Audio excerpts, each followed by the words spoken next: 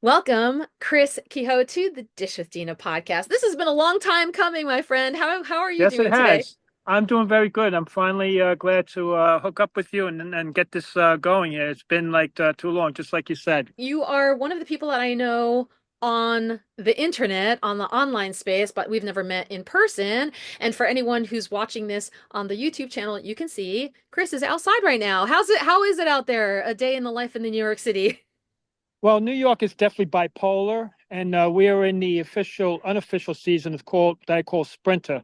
And if anybody doesn't know what sprinter is, it means that we're stuck between winter and spring Yeah, when we get 70 degrees and then we get 40 degrees out of nowhere, sometimes in the same day, which happened to me a few Saturdays ago where it was 64 degrees and it dropped in literally 3 or 4 hours. It went from spring to winter like that. right. So New York is definitely you gotta keep your guard up. And bring layers with you everywhere you go Yes, it's to accommodate. always better to bring extra and not need it than to need it and not have enough and be cold and get sick. There you go. So, Chris, share with us a little bit about first what you're doing currently and also how you got to where you are. Because you are also in the health and wellness space, but you do have a specialty. So, share with us a little bit about who you are right now and what brought you in this direction. Okay, I've been a personal trainer since 2006. And I've always been involved in sports and stuff as a kid. You know, my father wasn't around much for me, so I really had like two choices. Either I join gangs and be part of that stuff or get away from that and just involve myself into sports. So I love sports. I love health and wellness and just kind of like been following it ever since. I've done like training for kids, training for seniors, classes, so I try to like multitask and do different things. I mean, I'm currently working in the Bronx. I work in Manhattan and I work a little bit in Westchester.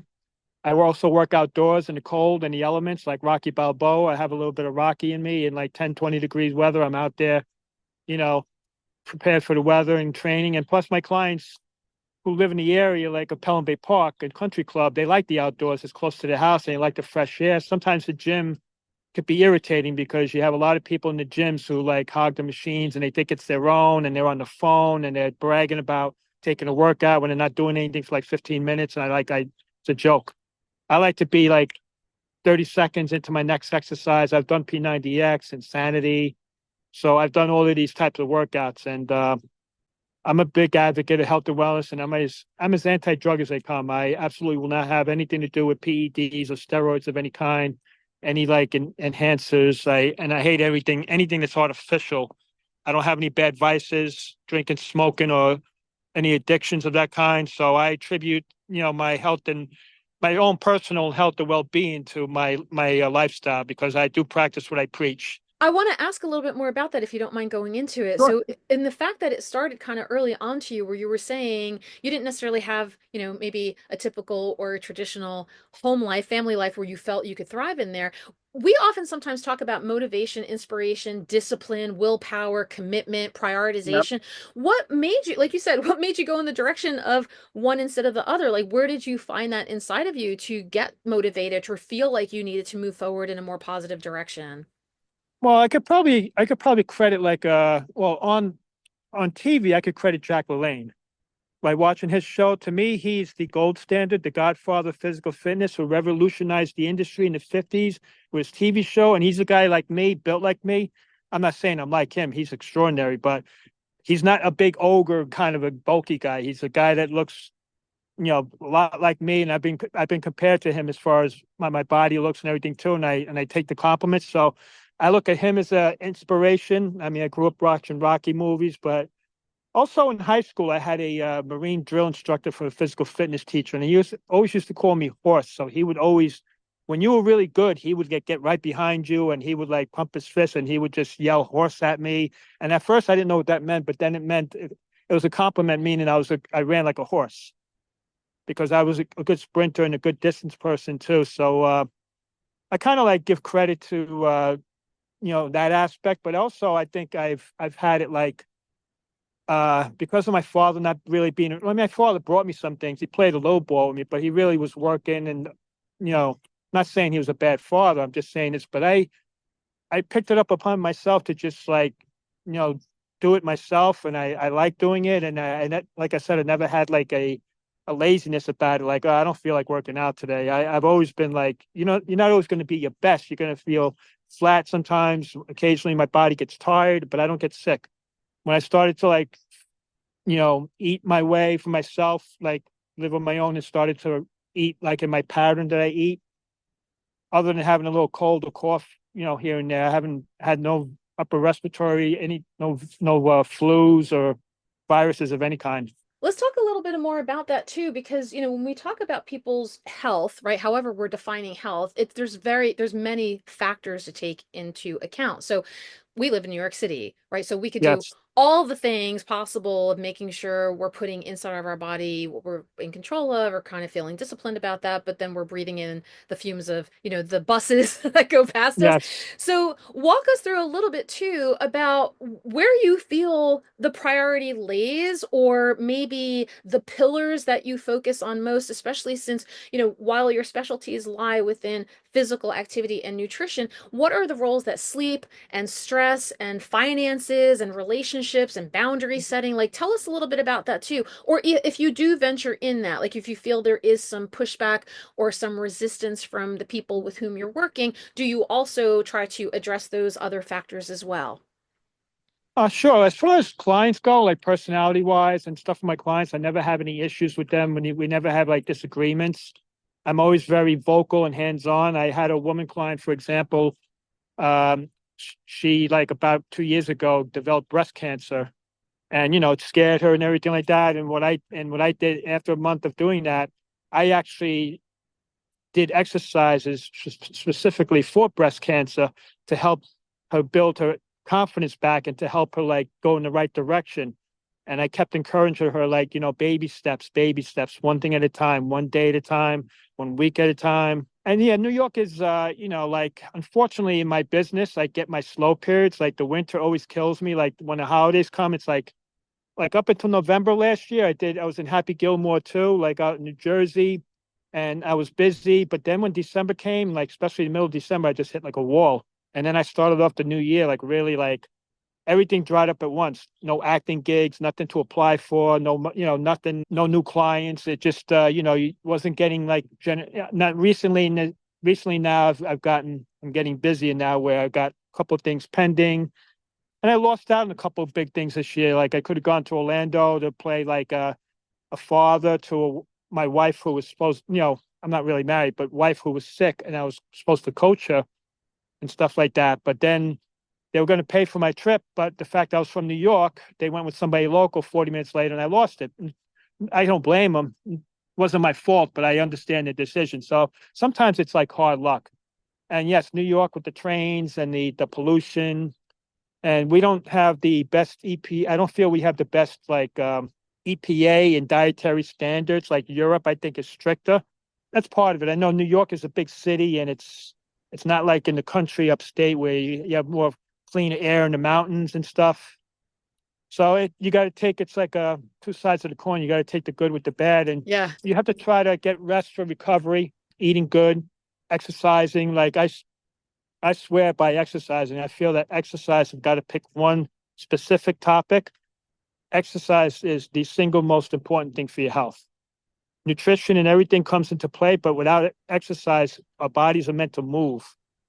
And we're not meant to sit still and like sit on couch like a couch potato all day long. So I think diabetes, hypertension, some of these things could be prevented with exercise where you don't have to take medication. Now, granted, if you get into a bad accident or you get Yeah. a bad infection of some sort, then you're going to need drugs. You're going to need something to kill that. I want to go back for 1 second because you and I had talked about this, but to clarify for our audience, you were mentioning some movies and some gigs. Talk about a little bit more about all the things that you are currently juggling as the person you are, the acting and the training. Walk us through what maybe a typical week or a couple of weeks in the life of you are or is, depending Sure. on, as you said, depending on the season, depending on the busyness of your schedule. Every day could be different. Like my hours are broken up. I don't work like a 9 to 5 banker hours. The life of a trainer is never like straight through. Depending on if you work independently for yourself, like I do for the most part, because I don't have a boss. I mean, I work kind of like for myself. I work like with a contract in the city. So I'm an employee, but I'm also like a kind of like a hybrid. But the thing is, I make my own schedule.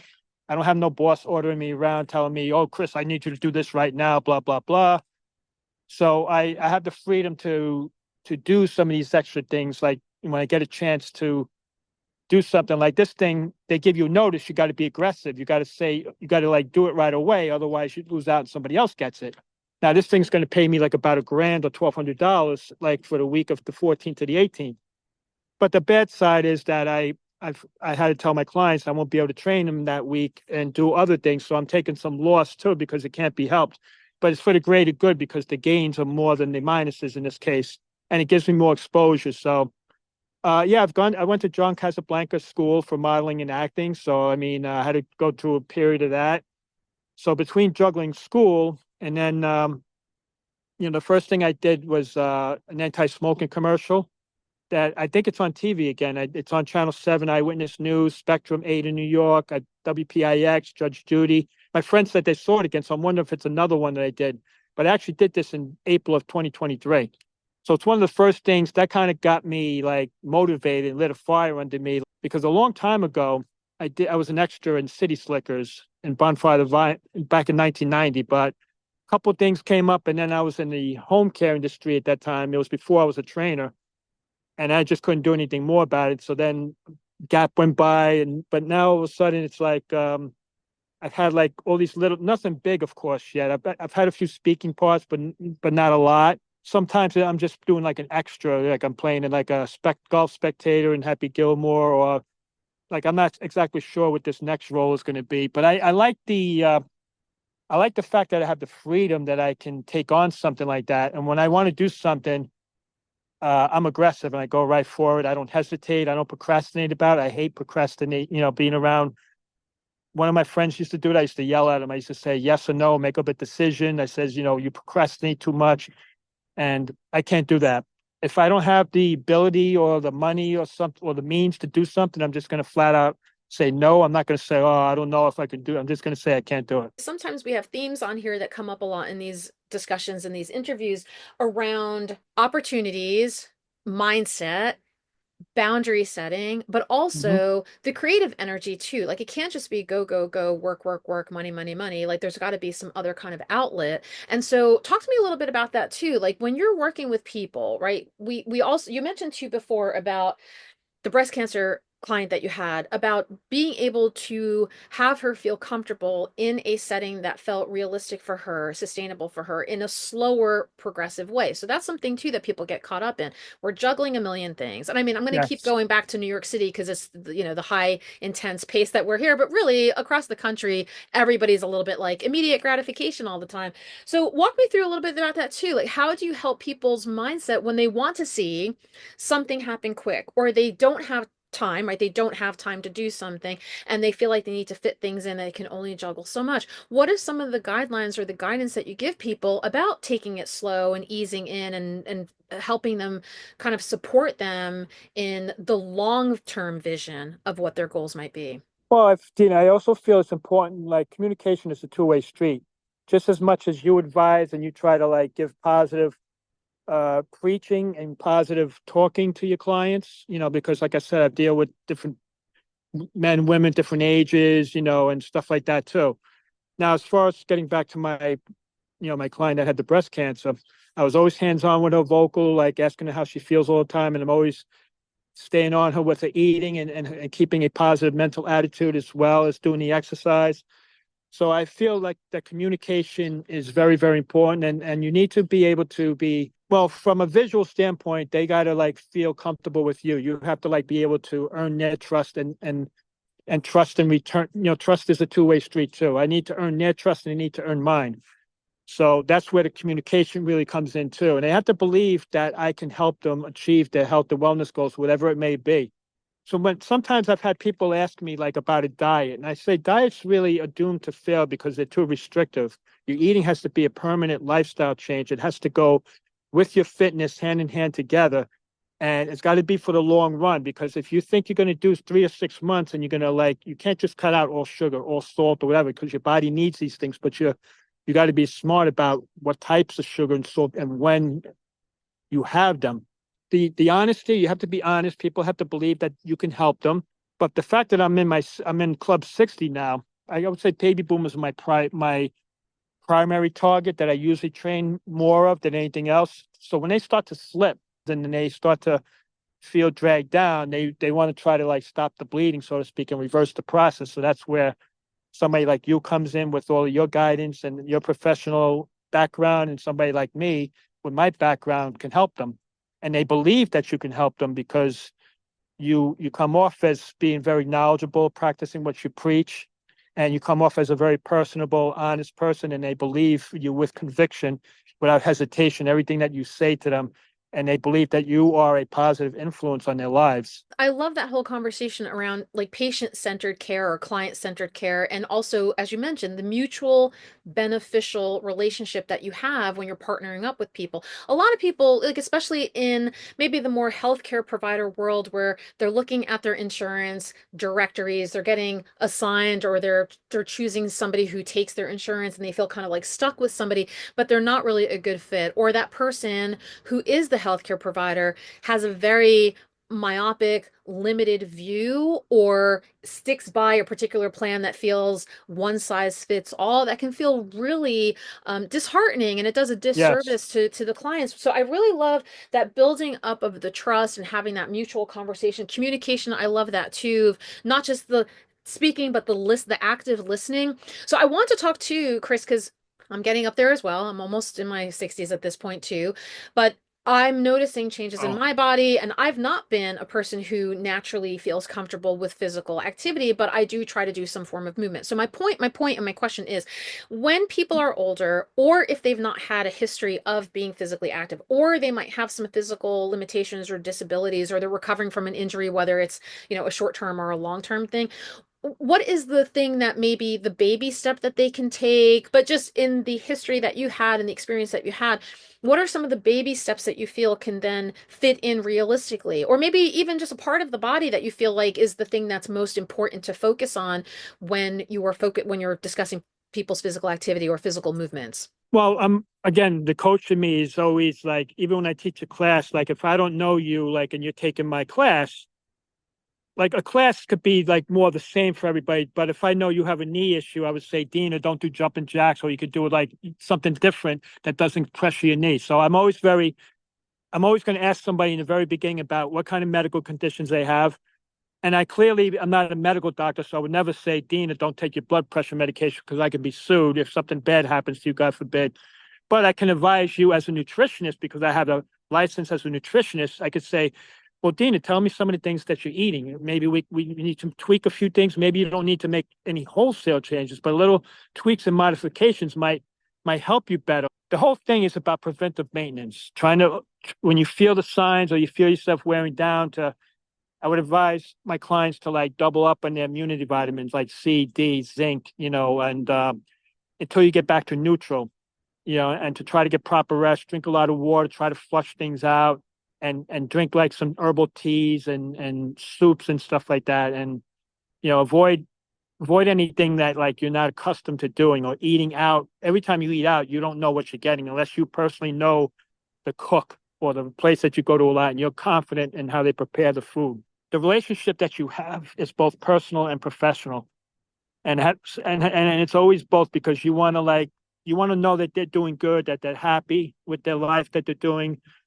that's not going to impact them in a negative way. And then, as a business person, like I said, you're interested and you lay out the program for them. And the other thing is that I'm not a live-in trainer like in the Hollywood celebrities that they go food shopping with them. So I clearly tell people that I can only control one of the three main aspects of your of uh of what we're doing, and that's the training that you do in front of me. Like I can ask you to bring a food journal if you're honest, and you could bring it and show it to me. You don't know if they're going to like drink or smoke on the side, if they're getting good enough rest, if they're not communicating with you, and you don't know if they're actually eating properly. So there's some things are just out of my control that I can't handle. Like I said, in Hollywood, they have chefs preparing the food for them. They have the trainer or the coach But Chris, this really goes to speak to, elitist approaches versus the normal Joe here, where in the sense of we can only do so much with implementing. And honestly, even if I did show up to someone's house, they might not eat the food, and when they go to sleep, they might not have good quality sleep habits, or they might have a horrible relationship with their partners. So there's still so many other things that are Yeah. taking in. So I really love what you're talking too about the kind of the commitment for the person to feel like, let me prioritize things that I feel like I can have control of. Or if I, like you were mentioning before with physical activity, if I need to modify something, whether it's temporary or permanent, then I'm still investing in myself, in my health for the future of who I am. And that can be a process. So, chipping away little things at a time. You mentioned gut health as well. This comes up a lot in these discussions because I do speak with a lot of health and wellness Hmm. professionals where the gut is so, so important to so many different things, immunity, brain, etc. Sure. But it's also very sensitive, like you said. So, what you're putting in, there is a threshold there. And just because some people are like, oh, I can eat and I have the stomach of, an iron, whatever, I'm like, yeah, but the lasting effects or the long-term effects or the risks that increase down the line of who the future you is going to be could be affected by those choices that you're making now. So this comes up a lot too with allowing people to recognize that even if they don't have the means, whether it's access to something or the money to purchase something that might be, let's be honest, groceries are sometimes kind of expensive when they're Yes. a little bit better quality, but we can work with them. Like you said, you can accommodate, you can adapt to certain things, you can take a look at. And when it comes to food journals, the way that I look at this, and I think you might do the same thing, it's just data, it's just information. I'm not Yeah. judging anything, but I'm looking for areas that we can improve upon. And you also mentioned something too that I scribbled down in my notes about kind of being sensitive to that too, like cultural sensitivities to people who hear things and get afraid of eating something because they were told it was bad or unhealthy, but Mm. it's a tie to their traditional food ways that we're not necessarily saying you can't eat anything at all ever, unless, of course, they're like allergic to something or they have a disease that requires them to modify that, but finding ways that make them feel things can be enjoyable, but also health supportive. Would you agree with that too, in that approach as well? Yeah, absolutely. Because I mean, there's a lot of miscommunication and information that's going on there too. Because not everybody. Some people are just in this for the money. Now, granted, we have to make money and to live and survive. But I mean, I'm in it for the passion and the. I'm sincere about what I do, and I'm passionate about what I do, and I really generally want to help the people that I can help as well. I feel it gives me a good feeling inside to know that my clients are happy with me. They're achieving their goals. They're not like my client with the breast cancer hasn't had any setbacks. She's been doing good ever since.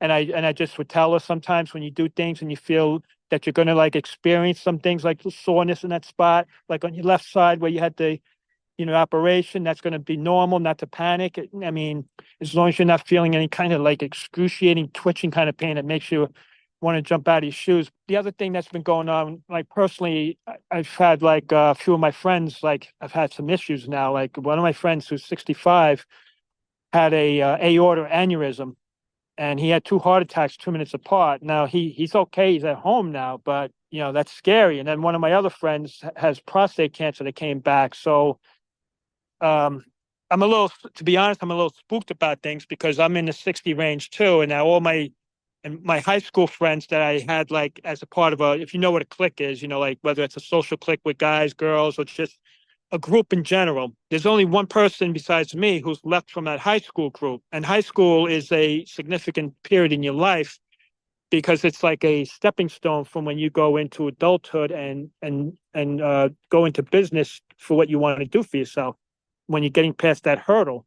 So some of these things have like strong like bonds, so they take like an emotional toll on you too. Because my brother-in-law just had hip surgery and he's 68, so he's doing PT now. So I'm an advocate of PT, by the way, like complementary alternative medicine, acupuncture, aromatherapy. Have you ever heard the old Chinese proverb, the story with the bull and the bridge that goes back to the 13th century? Master Yin and Master Yang. Are you familiar with them? Have you ever No. heard about them? I mean, yin and Okay. yang I've heard, but I'm not sure if I've heard that Okay. Well, story. yin and yang is like balance. Yeah.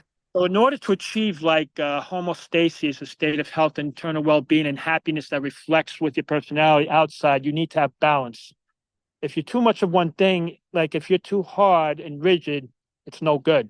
If you're too soft, it's no good either. Now, Master Ying, like if you're the bull that's coming across the bridge, I'm Master Ying. My approach is I'm not letting you come by the bridge. I'm taking a hard, aggressive approach and fighting you head on. Master Yang says, okay, I'm going to simply sidestep the bull, let the bull pass peacefully without conflict. So you have hard and soft. And how it applies to life, like let's say you do kickboxing, you do something hard, boxing, hard, intense training, P90X, anything like that. It's also good to do something like yoga, a lot, meditation, prayer, so reading, anything that's like soft, that's calming for the body, that and also like relaxes the brain and the mind as well. So they say when you have that, you have what's called balance, perfect balance. And like Bruce Lee, be the water. Like when you look at a glass, some people will say, oh, it's only half full. Oh, it's half empty. Like depending if you're optimistic or pessimistic type of person. So he's like, be the water. So Bruce Lee was one of those like unique individuals. Let's walk through a couple of things. So we talked a little bit before I hit record on here, the role that maybe social media plays, both in how you use it to reach an audience and maybe also how your audience uses it to either find you or find other resources online that can help support their health and wellness. Tell me a little bit about how the role of social media works as far as you're concerned. Because of what we do, we're dependent on social media. And like everything else, you got to take the good with the bad because unfortunately, social media is great for plugging yourself for promotion and trying to get and talk to like-minded people like yourself and to get like positive promotion and stuff like putting when you put photos up to get good feedback or to try to interconnect with other people because it's always good if you could connect with the right people. But with that being said, there's a flip side to that coin. You're getting like the negative stuff with also depending on the site. LinkedIn, to its credit, is basically I would consider like the best business platform that's just purely business without the other content of people trying to like scam you. Because of what we do, it's the gamble that you have to take. I mean, like Twitter is probably the least I don't even promote myself on Twitter. Like I don't even know, like I'm probably going to just get rid of it. It's a waste of time. I actually have two Instagram accounts. I have one with like party pictures when I go to rooftops because I like to go dancing and have fun with my friends, and then I Right. put and I post stuff like that. And then I have like the separate page that I just purely have put in like model pictures on just for that. So I'm trying to like because I wonder how sometimes if they're considering like giving me work or an opportunity to do something, if they see my party pictures, if they're going to think I'm professional enough. That speaks to the target audience. I mean, a lot of people do that, right? A lot of people have a personal page that they promote or add on, like, pictures of their fun family things, and they have a professional page, which is where they do their business. So I think that speaks to a few things of authenticity, of being you and feeling comfortable, but then also recognizing that maybe the things that you're drawing in or the people who are finding you are online are a little curious as to what it is that they're getting out of your content. And I think also from the business end of things too, Chris, like, what is it that we're asking people to do when they see us online? Is it click here and sign up for my program or download this free thing and join my email list? Or I just want to teach you things and, engage and be a presence that feels like I have authority in something that is important to me and of maybe of interest to you. And maybe we don't ask for things back, but like you said, sometimes there's trolls and weird stuff going on that we then have to be responsible to kind of Yeah. wean out. Is there anything that maybe we didn't necessarily touch upon that you feel is like words of wisdom or some extra guidance that you want to give out there for people who are first starting out with their wellness journey or feeling a little bit challenged by things? Anything that you can provide as guidance or whatever you feel has come up a lot, like the same kind of questions that people ask you? Well, I would like recommend to somebody like to be yourself. Don't let anybody influence your decision. If you're happy doing something and you have a dream about doing something, to follow it and avoid the naysayers and the haters because they're only jealous of what you're doing and they don't have the willpower or the mindset to do it themselves. Always try to stay within yourself too, live within your means. I have an old saying too that, be yourself or be by yourself. Don't try to be something you're not. If people don't like you, then they're not meant to be in your circle with you. Um, I actually, as far as circles go, I have like three lists I put people under, like an A list, a B list, and a shit list. An A list are usually people that are in your inner circle. like your blood, your family, your closest friends that you'll give the shirt off your back to help, that you have the best times, that you travel with and do everything with. And then the B list is more of like an acquaintance list, which is not a bad list. It means that people that you know, like workers, co-workers, people in the gym, or you're friends with people too, but you may not like talk to them about every little thing. Some things you might avoid because you're not quite as close with them. But everybody has potential to go from one to the other. I mean, and then there's the shit list of people who just like stab you in the back, who talk shit behind you. And you need to follow like you need to basically follow what you want to do. If your heart is set on something, like I know if when my gut tells me something, especially my heart and mind are in agreement, I listen to it. And usually your first reaction is your best. Like, if something is good and you like doing it, to keep doing it, keep keep exercising, keep eating good, keep trying to live as healthy as you can. And I'm always going to be here for you if you want, if you need any advice or anything. Like I said, I'm always going to be like a coach to you. My door's always open if you ever have any questions. I mean, I always like elaborate. Like, sometimes I'll have somebody ask me a question about something, and I would like say, yeah, I think that this is a good thing to do, or this is a good product, or I don't really think this is a good product. It depends on what the topic is as well. Yeah, come to you Um, for guidance. Well, I absolutely love that too, because like you said, the door is open for things. You're providing some, as you mentioned before, that communication aspect as well. And you're also allowing people to make decisions, but weighing in on some of the things that you feel like you have some authority in, some expertise in. So, Chris, my final two questions, which technically it's a two-part question with my food pun intended, is what is on your plate today? So as soon as we wrap up today, it's technically during the time of this recording, just about coming on noon and the end of the week. What is the next thing that you are working on, whether professionally or personally? And then what is the next thing that you're going to eat today? okay, well, funny you brought up food because that's the very first thing I'm going to do because I'm very regimented with the times that I eat. Today I'm kind of light, like so I don't the rest of the day like Friday I'm usually like off and I relax on Friday. So sometimes I go to the city. I like to go to the green market and I like to walk a lot too. Like I said, I don't like to sit down a lot. Sometimes I go like I'll walk 25 minutes here, Well, UGC is like a big thing now too. User generated like content that they're always asking like if you have a background with that. And so I got a couple things, like I got something with backstage and couple things pending. Definitely. So I say pending. I got the gig next week not next, the week of the 14th in Brooklyn. That's already set for the acting role.